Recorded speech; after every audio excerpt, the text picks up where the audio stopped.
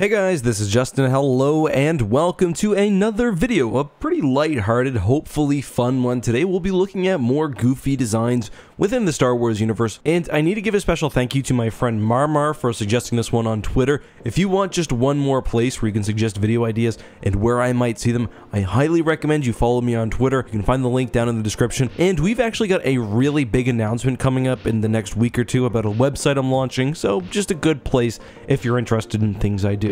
Alright, so today I thought I'd take some time specifically to talk about one of my least favorite, I guess it's not really a trend, but design decision that people have made around Star Wars ships, making them look like real-world animals. Now, I do need to make a distinction here. There's a difference between something having animal or natural-looking features versus the design being based off an animal. For example, Mon Calamari ships are often described as being aquatic-looking. Sometimes they're likened to sea creatures. That's okay. That's just the design choice made in the ship line generally, versus this ship is meant to look like a cat or whatever else. By the way, cat aliens do exist in Star Wars, and I'm not talking just about Cathar. There was, for example, Minka from the classic Star Wars Marvel Comics series, and she was just a cat who flew an X-Wing. Alright, so when talking about ships that look like animals, there's definitely a level of how bad I think they are, and in the thumbnail I included the Ithulin ore hauler because this is among the worst. I do kind of like the backstory in that it's essentially just a giant wasp which has been hollowed out and is being used for a ship, but it's just so goofy looking, especially because it just looks like a wasp as it exists in the real world, just massive. The wasp ships first appear in Tales of the Jedi 4, unsurprisingly, given that many of the ships in the Tales of the Jedi line of comics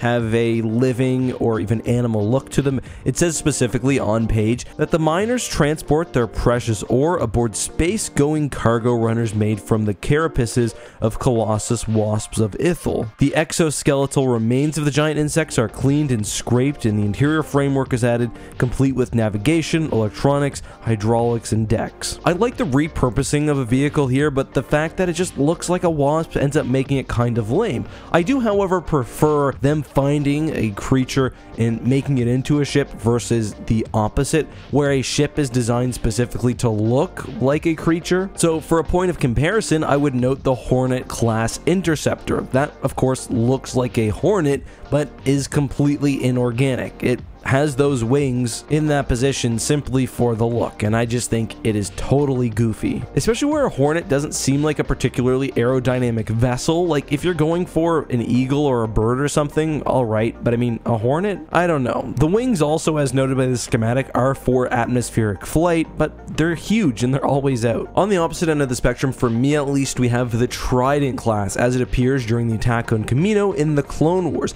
I like the Trident because it looks like an animal, albeit not too much, but its appearance is actually really functional. The Trident operates sometimes, at least underwater, and because of the functionality of the arms, it's almost like its appearance was more of a coincidence than anything else.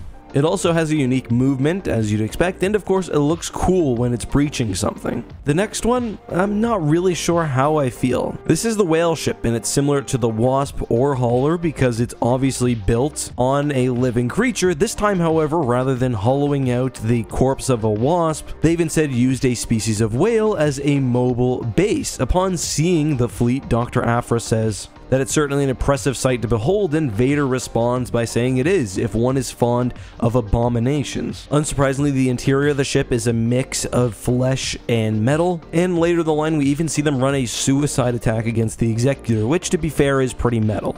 Another one I'll touch on briefly is the 720 Light Freighter. This admittedly was not one that I was familiar with. I had not read the source material, but it was pointed out to me by Shu on Twitter, who notes that I love them a lot. They're so goofy. You can fit a whole X-Wing into one if you clear out enough space. I don't mind this. I mean, I've got issues aside from the fact that it does look somewhat like a turtle. For one, it obviously is meant to invoke Corellian design, but it's not a Corellian craft. I also generally don't like the Corellian style cockpit in the middle of the ship in most cases. I prefer if it's off to one of the sides, just visually, but other than that, it is what it is. Speaking of turtle designs, we also have the Terrapin class bulk tanker from the Clone Wars, and again, I like this one. It's a cargo pod and it has legs. It thus looks like a turtle, but that's almost like a natural consequence of its design, not something they went out of the way to force. So yeah, that list is nowhere near exhaustive, and I'm sure if there are some that I missed, you'll let me know down in the comments. However, I did want to take a second to add to my annoyance of animal-shaped ships with sailboat ships. This drives me crazy.